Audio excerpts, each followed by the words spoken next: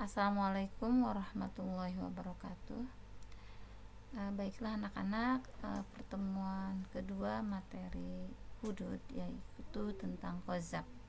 Minggu lalu ibu telah menjelaskan tentang ruang lingkup hudud dan penjelasan tentang zina ya. Nah sekarang ruang lingkup hudud yang kedua adalah qazaf. Apa sih arti qazaf? Qazaf secara bahasa artinya adalah melempar dengan batu atau yang semisalnya ya. Secara bahasa Arab adalah aromyu bil hijaroh wa ghairiha, artinya melempar dengan batu atau semisalnya. Nah, di sini yang ibu akan jelaskan pengertian qazaf menurut istilah, yaitu melempar tuduhan zina kepada seorang yang dikenal baik secara terang-terangan. Nah, ini lebih kepada muhsonat, artinya wanita yang baik-baik. Jadi menuduh berzina kepada wanita baik-baik itu namanya qazaf ya. Kenapa? Karena kalau wanita baik-baik tidak pernah berbuat keji, dia selalu beriman kepada Allah lalu dituduh, nah itu namanya qazaf kalau memang tidak ada bukti ya, tidak ada saksi.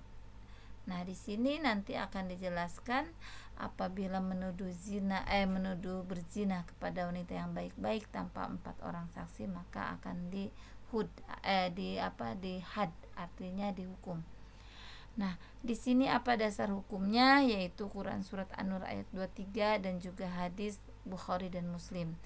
Nah, menurut Al-Quran surat An-Nur yang artinya sesungguhnya orang-orang yang menuduh wanita yang baik-baik, yang lengah dari perbuatan keji, artinya tidak pernah dia berbuat keji, lagi beriman, dan wanita tersebut itu beriman, tidak berzina, mereka kena laknat di dunia dan akhirat, dan bagi mereka azab yang besar. Jadi orang yang berlaku qazaf, artinya orang yang menuduh wanita baik-baik, maka tadi diazab oleh Allah Subhanahu wa taala kelak di akhirat.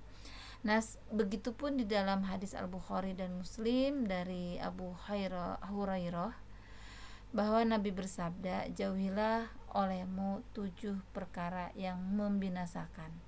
Nabi ditanya, apa saja perkara itu ya Rasulullah? Lalu Rasul menjawab, yang pertama adalah menyekutukan Allah, sihir, terus membunuh jiwa yang diharamkan Allah kecuali dengan jalan yang sah menurut syara, lalu memakan harta anak yatim, berpaling dari medan perang, dan menuduh wanita telah berzina. Artinya di sini menuduh zina wanita yang baik-baik yang tak pernah ingat berbuat keji. Jadi wanita yang baik-baik tidak pernah berbuat keji dituduh berzina, lagi beriman.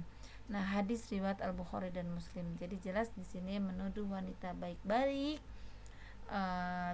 dituduh telah berzina itu namanya qazaf. Lalu apa hadnya? Apa hukuman bagi pelaku qazaf, pelaku yang menuduh wanita baik-baik telah berzina gitu? Yaitu dalam hadis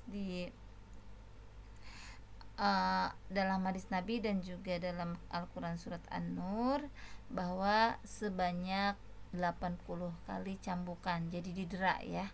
Orang yang menuduh wanita baik-baik tanpa 4 orang saksi dan tanpa bukti, maka hadnya atau hukumannya adalah 80 kali cambuk ya bagi yang merdeka, dan 40 kali bagi orang budak. Jadi apabila yang menuduhnya itu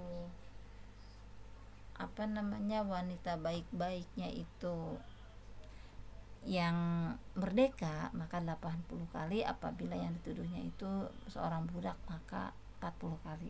Karena hukuman budak setengah dari hukuman orang yang merdeka. Nah, dan orang-orang yang menuduh wanita yang baik-baik berbuat zina dan mereka tidak mendatangkan 4 orang saksi, maka deralah mereka yang menuduh itu 80 kali dera, dan janganlah kamu terima kesaksian mereka buat selamanya, dan mereka itulah orang-orang yang fasik.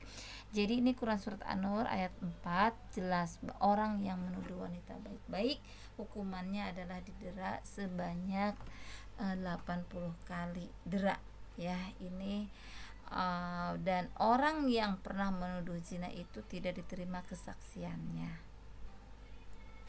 Nah, lalu sekarang adalah syarat-syarat berlakunya had qadzaf. Apa aja? Tidak langsung orang itu yang menuduh zina itu tidak langsung dihukum, harus ada syarat-syaratnya. Yang pertama, yang tertuduh berzina yang wanita baik-baik tadi adalah muhson. Artinya muhson itu adalah wanita yang baik, ya, yang tidak pernah berzina, dan wanita yang beriman tidak pernah dia berbuat keji. Itu namanya yang tertuduh, yaitu yang tertuduh adalah muhson itu wanita yang baik-baik, ya.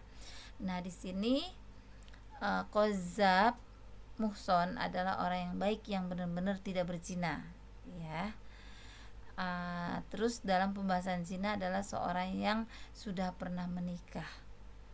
Jadi muhson di sini artinya adalah qadzaf itu adalah wanita yang baik-baik dituduh berzina, gitu. Itu namanya muhson, artinya wanita yang baik-baik, bukan muhson yang berzina, muhson yang telah menikah, itu bukan seperti itu, ya.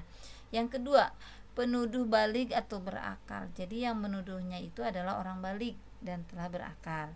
Yang ketiga, tuduhan berzina benar-benar sesuai aturan syara, di mana saksi dalam kasus qadzaf adalah 2 orang saksi laki-laki adil yang menyatakan bahwa penuduh telah menuduh orang baik-baik telah berzina, atau pengakuan dari penuduh. Jadi apabila ada orang yang menuduh wanita baik-baik telah berzina, tidak terbukti bahwa dia itu tidak berzina, terus penuduh itu balik dan berakal, terus tuduhan berzina itu benar-benar ada saksinya bahwa ada 2 orang saksi bahwa dia telah menuduh orang itu telah berzina, gitu, maka hukum qadzaf bagi orang tersebut berlaku. Jadi orang tersebut harus didera 80 kali dera, ya. Lalu gugur had qadzaf. Nah, tidak jadi dihukum qadzaf 80 kali dera apabila penuduh dapat menghadirkan 4 orang saksi. Nah, yang menuduhnya itu bisa mendatangkan 4 orang saksi bahwa benarlah orang tersebut, wanita tersebut adalah berzina. Ada 4 orang saksi, dan saksinya itu benar-benar saksi yang bisa dipercaya, ya, saksi yang adil. Terus li'an, bagaimana kalau tidak ada saksi? Maka li'an, sumpah seorang suami atau nama Allah sebanyak 4 kali jika suami menuduh istri berzina sedang dirinya tak mampu menghadirkan 4 orang saksi.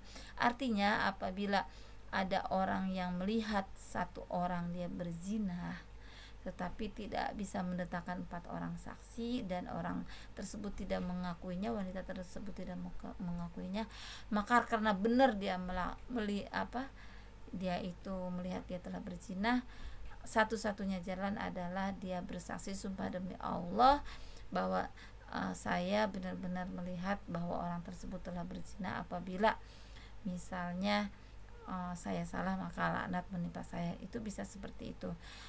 Apabila memang tidak bisa mendatangkan 4 orang saksi, oke. Nah, di sini apa hikmah dilarangnya qadzaf? Yaitu menjaga kehormatan diri seorang di mata masyarakat. Artinya tidak sembarang menuduh, karena harga diri atau kehormatan itu penting sekali. Kalau memang tidak bisa mendatangkan 4 orang saksi, jangan menuduh.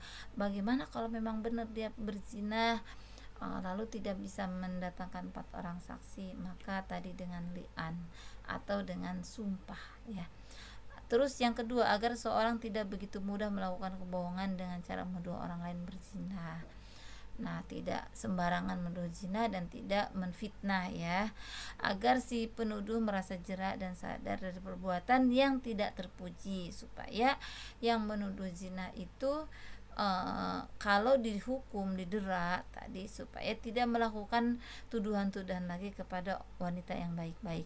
Terus menjaga kehormatan pergaulan antar sesama anggota masyarakat, terus mewujudkan keadilan di kalangan masyarakat berdasarkan hukum yang benar. Nah, ini jadi penting sekali bahwa wanita yang baik-baik jangan sembarangan menuduh, karena kalau tidak terbukti tuduhan tersebut kategorinya adalah qadzab, maka pelaku qadzab harus dihukum dengan 80 kali dera.